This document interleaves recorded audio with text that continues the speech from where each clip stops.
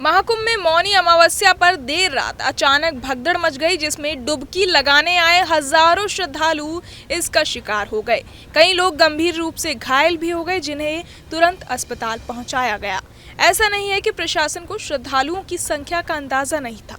फिर ऐसा क्या हुआ कि इतनी सतर्कता के बावजूद सारी तैयारियां धरी की धरी रह गई और इतना बड़ा हादसा हो गया। चलिए आपको भगदड़ के 6 बड़े कारण बताते हैं। संगम नोज की ओर भेजे गए श्रद्धालु। भीड़ को नियंत्रित करने के लिए प्रशासन की ओर से होल्डिंग एरिया बनाए गए थे। शायद मेला प्रशासन ने इन सभी होल्डिंग एरिया का इस्तेमाल नहीं किया। जब भारी संख्या में श्रद्धालु कुंभ मेला पहुंच रहे थे तो वो कहीं भी बैठ जा रहे थे, क्योंकि रात में तो स्नान करना नहीं था।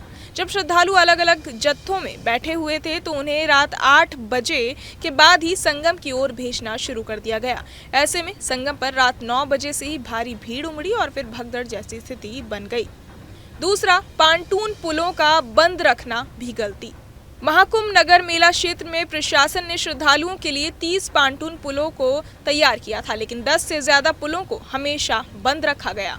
इसकी वजह से आने वाले श्रद्धालुओं को कई किलोमीटर तक पैदल चलना पड़ा है। इनमें बुजुर्ग और महिला तीर्थयात्री थककर संगम नोज पर काफी देर बैठ जाते हैं, जिसकी वजह से संगम पर भीड़ जमा होती रही और जिसकी वजह से यह हादसा हो गया।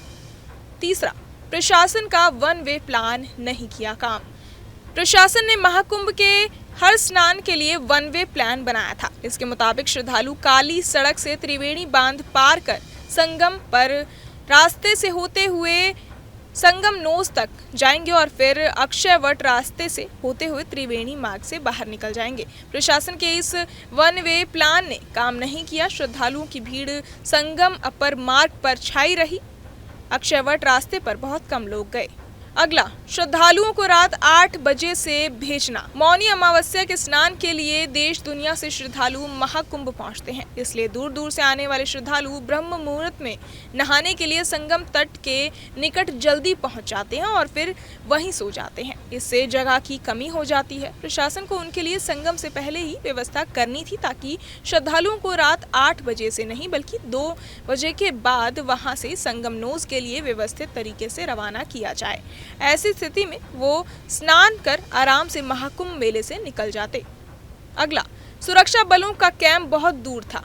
महाकुंभ के सेक्टर 10 में सीआईएसएफ का कैंप था। प्रशासन ने अलग अलग सेक्टरों में सीआईएसएफ का कैंप नहीं लगाया था, इसलिए जब देर रात भगदड़ मची तो कंपनी को बुलाया गया, लेकिन भीड़ इतनी ज्यादा थी कि उन्हें सेक्टर 3 के इलाके तक आने में बहुत समय लग गया, जिसकी वजह से हालात बिगड़े। अगर हर सेक्टर में सीआईएसएफ का कैंप लगा होता तो ऐसी स्थिति से आसानी से निपटा जा सकता था।